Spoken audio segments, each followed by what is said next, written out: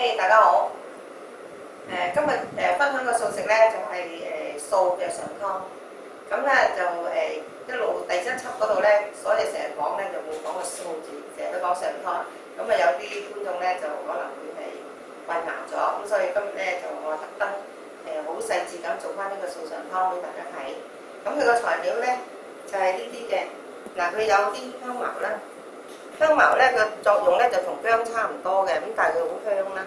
咁啊就有蜜棗3粒嘅，咁啊有啲陳皮、薑、紅蘿蔔、番茄，呢個咧就係青蘿蔔嚟嘅。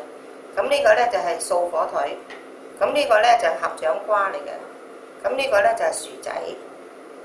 咁啊仲有啲發咗芽嘅大豆。咁啊，仲有啲冬菇嘅腳嚟嘅，係冇用噶啦。咁我哋攞咗佢嚟煮湯嘅。咁啊要點樣整咧？咁我哋咧首先要預咗煲水啦。咁大概唔好太多水，咁啊湯汁咧要濃啲咧先好味嘅。咁而家咧就我示範下點整啦。咁呢個咧就係香茅咧就係好硬下嘅。咁我哋咧就要將佢切咗佢啦。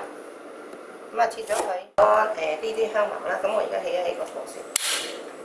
咁呢個係要嚟做咩咧？呢個咧就首先要將嗰個發咗芽嘅大豆咧，就要用白鑊咧就烘一烘佢。咁因為你烘一烘佢之後咧，咁佢啲湯咧就唔會咁有一陣青味啦。咁佢啲湯會好香嘅。咁啊而家咧就係我落咗呢個嚟先。個鑊咧就已經係興㗎啦。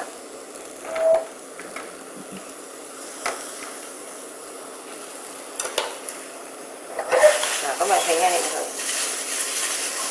咁興嘅過程咧，咁我哋就落埋呢啲落去，因為我哋係冇落油嘅。咁又冇落油，又唔需要落鹽。咁你將佢咧就喺度興住佢。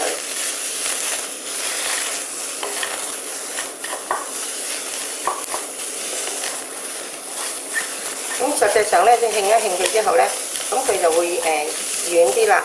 咁佢自己本身嗰啲水分咧就會清乾咗。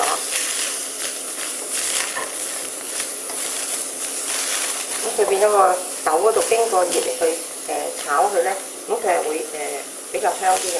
咁佢煮緊嘅，咁我啊唔使理佢啦。咁我就熱咗一鑊水，咁我就要落呢個果皮啦、薑啦。蜜棗，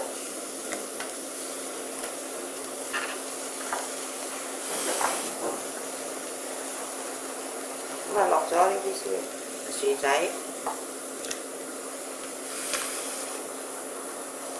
番茄，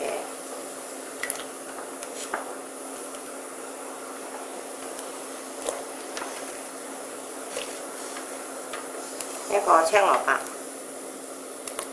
咁啊，通通咧就落咗呢啲落去咧，咁啊呢個咧我都係要去，因為佢係豆類嚟嘅，咁所以咧我就要去攪化佢啦。咁呢啲冚唪唥咧就擺晒落去，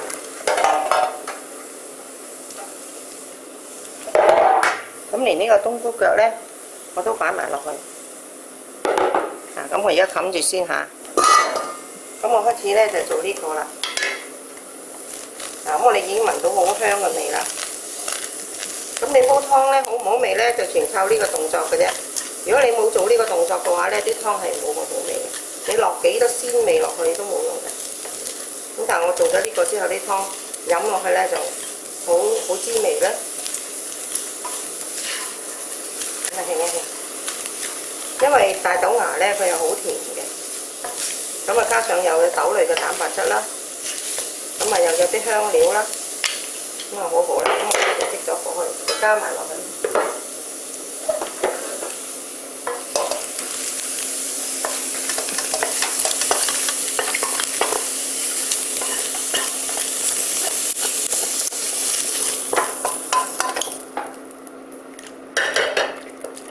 咁啊放咗落去，啱啱個湯咧係咁多啦。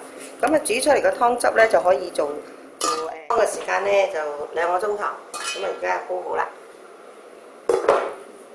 呢個湯咧，呢個素上湯放得好靚。咪啊？嗱，睇得好靚。咁我而家咧就加啲鹽落去先。咁大概呢煲湯咧，大概要落兩個茶匙咁多鹽嘅。係咪？撳下佢啦，撈勻佢。係一撈咧就淋晒啦。2個鐘頭啲湯咧就出晒味㗎啦。咁我可以咧就用個格咧，就將呢啲湯咧就隔晒出嚟。